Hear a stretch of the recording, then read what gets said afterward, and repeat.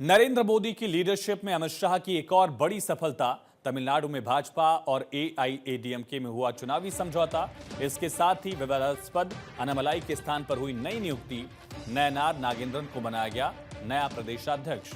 Amit Shah camp कर रहे हैं चेन्नई में। अब यूपी और महाराष्ट्र की तरह हो सकता है तमिलनाडु में भी चमत्कार। भाजपा और एआईएडीएमके मिलकर बना सकते हैं नई सरकार। तमिलनाडु में 2026 में होने हैं विधानसभा चुनाव। तमिलनाडु में अमित शाह की है जबरदस्त सक्रियता।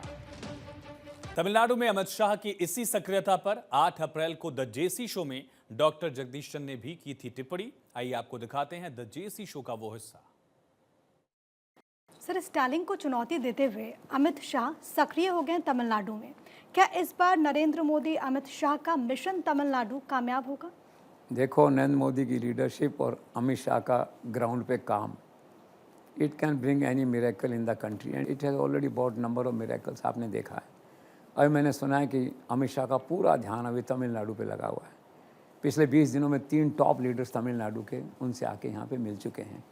उनका सारा फोकस इस बात पे है कि स्ट्रेटजी ऐसी बने कि डीएमके वर्सेस ऑल, इकट्ठा करो बाकी सबको करके। तो पहला कदम वो उठा रहे हैं कि एआईडीएमके से जो है ना उनका गठबंधन हो जाए। तो पहला कदम था अन्नामलाई जो विरोध करते थे उसको वहाँ से हटाया, ताकि पार्टी में जो विभाजन या ऐसा पार्टी एकजुट हो जाए इस बात पे लेके। और इसके लिए क्या है कि अब वो पूरा प्रयास कर रहे हैं। तो मैंने सुना है कि वहाँ के बहुत पुराने नेता होंगे इसमें, 80-85 साल के मेरे ख्याल से प्रभावशाली नेता हैं।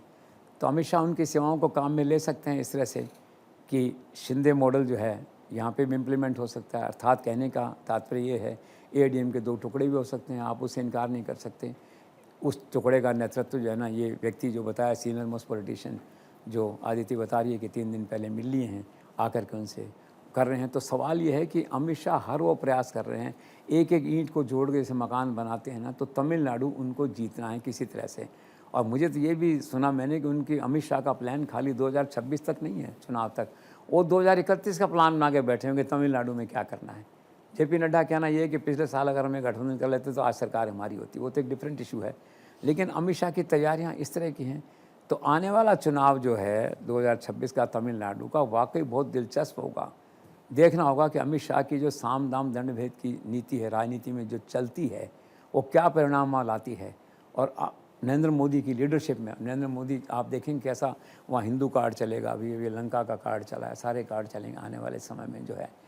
तो कोई बड़ी बात नहीं है कि एक काफ़ी सब्सटेंशियल टक्कर डीएमके को अमित शाह के नेतृत्व में ये सारे दल दे सकें। It's quite interesting to be seen this time.